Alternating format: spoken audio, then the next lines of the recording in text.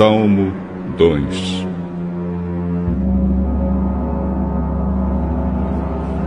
Por que as nações pagãs planejam revoltas? Por que os povos fazem planos tão tolos? Os seus reis se preparam e os seus governantes Fazem planos contra Deus, o Senhor e o rei que ele escolheu. Esses rebeldes dizem: vamos nos livrar do domínio deles. Acabemos com o poder que eles têm sobre nós. Do seu trono, Lá no céu, o Senhor ri e zomba deles. Então, muito irado, ele os ameaça e os assusta com o seu furor. Ele diz: já coloquei o meu rei no trono lá em Sião, o meu monte santo. O rei diz: anunciarei o que o Senhor afirmou. O Senhor me disse: você é meu filho. Hoje eu me tornei seu pai. Peça, e eu lhe darei todas as nações. O mundo inteiro será seu. Com uma barra de ferro, você as quebrará e as fará em pedaços, como se fossem potes de barro. Agora escutem, ó reis. Prestem atenção, autoridades. Adorem o Senhor com temor.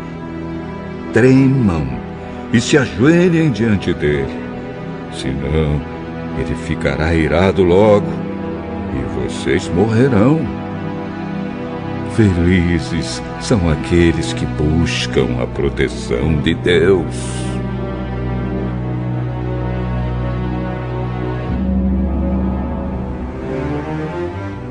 Salmo 3.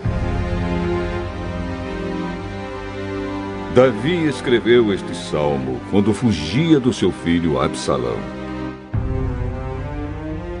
Ó Senhor Deus, tenho tantos inimigos. São muitos os que se viram contra mim.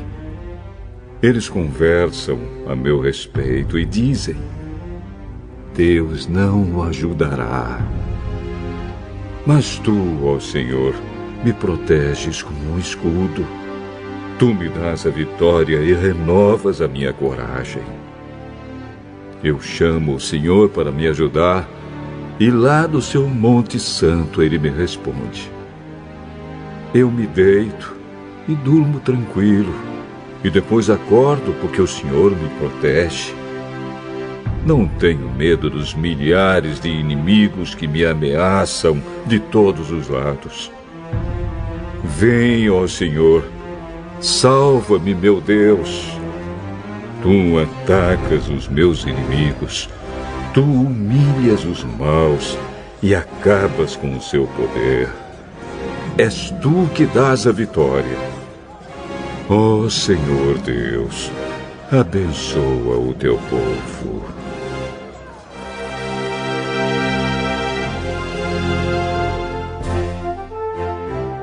Provérbios, capítulo 2.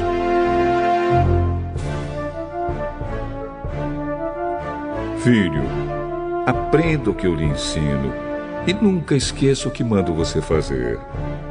Escute os sábios e procure entender o que eles ensinam. Sim, peça sabedoria e grite pedindo entendimento. Procure essas coisas como se procurasse prata ou um tesouro escondido.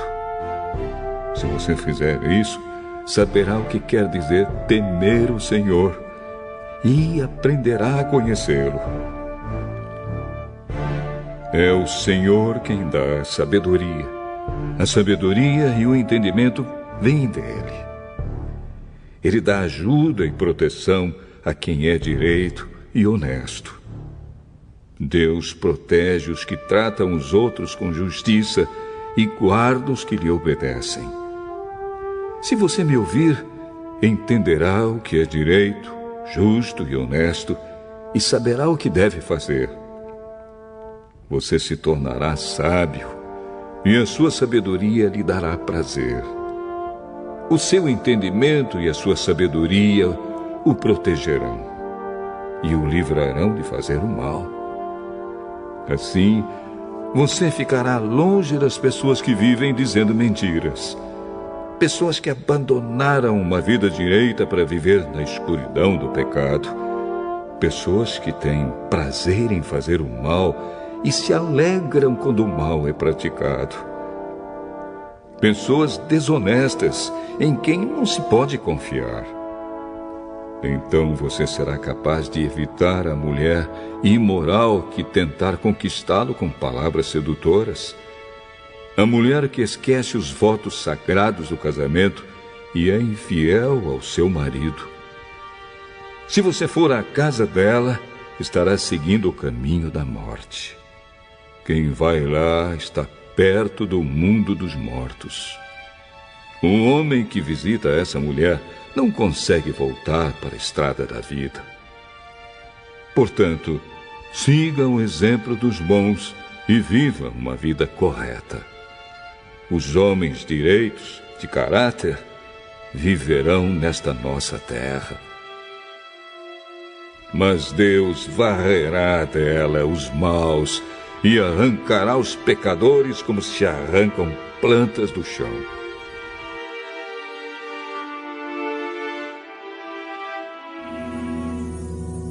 Romanos, capítulo 2. Meu amigo, não importa quem você seja, você não tem desculpa quando julga os outros. Pois, quando você julga os outros, mas faz as mesmas coisas que eles fazem, você está condenando a você mesmo. Nós sabemos que Deus é justo quando condena os que fazem essas coisas. Mas você, que faz as mesmas coisas que condena nos outros, será que você pensa que escapará do julgamento de Deus? Ou será que você despreza a grande bondade, a tolerância e a paciência de Deus? Você sabe muito bem que Ele é bom e que quer fazer com que você mude de vida. Mas o seu coração é duro e teimoso. Por isso você está aumentando ainda mais o castigo que vai sofrer no dia em que forem revelados a ira e os julgamentos justos de Deus. Pois Ele recompensará cada um de acordo com o que fez. Deus dará vida eterna às pessoas que perseveram em fazer o bem e buscam a glória, a honra e a vida imortal. Mas fará cair a sua ira e o seu castigo sobre os egoístas e sobre os que rejeitam o que é justo, a fim de seguir o que é mau. Haverá sofrimentos e aflições para todos os que fazem o mal. Primeiro para os judeus e também para os não-judeus.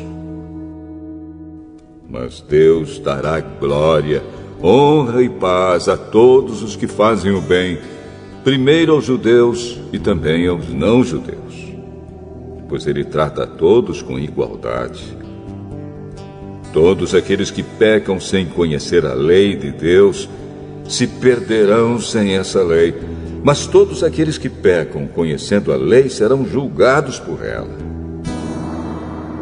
Porque as pessoas que Deus aceita não são aquelas que somente ouvem a lei, mas aquelas que fazem o que a lei manda. Os não-judeus não têm a lei, mas quando fazem pela sua própria vontade o que a lei manda, eles são a sua própria lei, embora não tenham a lei. Eles mostram, pela sua maneira de agir, que têm a lei escrita no seu coração. A própria consciência deles mostra que isso é verdade. E os seus pensamentos, que às vezes os acusam e às vezes os defendem, também mostram isso. E de acordo com o evangelho que eu anuncio, Assim será naquele dia em que Deus, por meio de Cristo Jesus, julgará os pensamentos secretos de todas as pessoas. O que dizer de você? Você diz que é judeu, confia na lei e se orgulha do Deus que você adora. Você sabe o que Deus quer que você faça e aprende na lei a escolher o que é certo. Você tem a certeza de que é guia dos cegos, luz para os que estão na escuridão, orientador dos que não têm instrução e professor dos jovens. Você está certo de que encontra na lei a apresentação completa do conhecimento e da verdade. Você que ensina os outros, por que é que não ensina a você mesmo? Se afirma que não se deve roubar, por que é que você mesmo rouba? Se você diz que não se deve cometer adultério, por que é que você mesmo comete adultério? Você odeia os ídolos, mas rouba as coisas dos templos. Você se orgulha de ter a lei de Deus, mas você é uma vergonha para Deus porque desobedece à sua lei. Pois as Escrituras Sagradas dizem: os não-judeus falam mal de Deus por causa de vocês, os judeus. A circuncisão tem valor se você, que é judeu, obedecer à lei. Porém, se não obedecer, é como se você não tivesse sido circuncidado. E se um homem que não foi circuncidado obedecer aos mandamentos da lei, Deus o tratará como se ele fosse circuncidado. Assim vocês, judeus, serão condenados pelos não-judeus, pois vocês desobedecem à lei, apesar de terem essa lei escrita e de serem circuncidados, enquanto que os não-judeus obedecem à lei, embora não sejam circuncidados. Portanto, eu pergunto: quem é judeu de fato e circuncidado de verdade? É claro que não é aquele que é judeu somente por fora e circuncidado só no corpo. Pelo contrário, o verdadeiro judeu é aquele que é judeu por dentro, aquele que tem o coração circuncidado. E isso é uma coisa que o Espírito de Deus faz e que a lei escrita não pode fazer. E o louvor que essa pessoa recebe não vem de seres humanos, mas vem de Deus.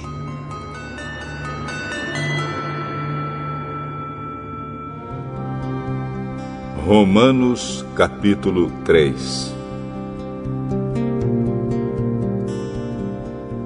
Então, qual é a vantagem de ser judeu? Será que ser circuncidado tem algum valor? Tem sim, e de muitas maneiras. E a primeira vantagem é que Deus entregou a sua mensagem aos cuidados dos judeus.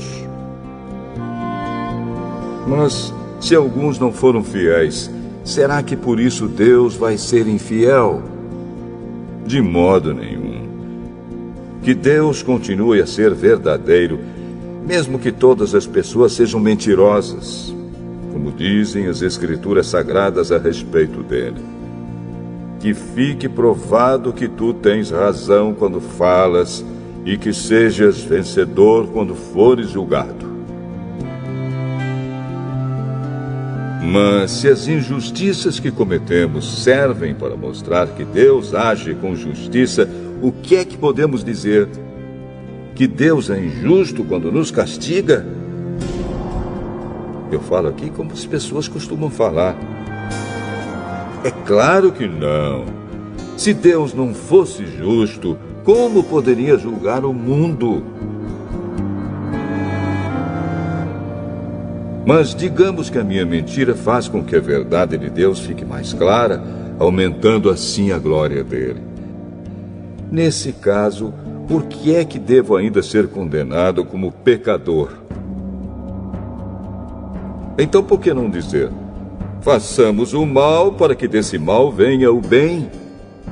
Na verdade, alguns têm me caluniado, dizendo que eu afirmo isso. Porém, eles serão condenados como merecem. Então, será que nós, os judeus, estamos em melhor situação do que os não-judeus? De modo nenhum. Já mostrei que todos, judeus e não-judeus, estão debaixo do poder do pecado. Como dizem as Escrituras Sagradas, não há uma só pessoa que faça o que é certo. Não há ninguém que tenha juízo. Não há ninguém que adore a Deus. Todos se desviaram do caminho certo, todos se perderam. Não há mais ninguém que faça o bem, não há ninguém mesmo. Todos mentem e enganam sem parar. Da língua deles saem mentiras perversas e dos seus lábios saem palavras de morte, como se fossem veneno de cobra. A boca deles está cheia de terríveis maldições. Eles se apressam para matar. Por onde passam, deixam a destruição e a desgraça. Não conhecem o caminho da paz e não aprenderam a temer a Deus. Nós sabemos que tudo o que a lei diz é dito para os que vivem debaixo da lei. Isso a fim de que todos parem de se justificar e a fim de que todas as pessoas do mundo fiquem debaixo do julgamento de Deus. Pois ninguém é aceito por Deus por fazer o que a lei manda, porque a lei faz com que as pessoas saibam que são pecadoras. Mas agora, Deus já mostrou que o meio pelo qual Ele aceita as pessoas não tem nada a ver com a lei. A lei de Moisés e os profetas dão testemunho do seguinte: Deus aceita as pessoas por meio da fé que elas têm em Jesus Cristo. É assim que Ele trata todos os que creem, pois não existe nenhuma diferença entre as pessoas. Todos pecaram e estão afastados da presença gloriosa de Deus. Mas, pela sua graça e sem exigir nada, Deus aceita todos por meio de Cristo Jesus, que os salva.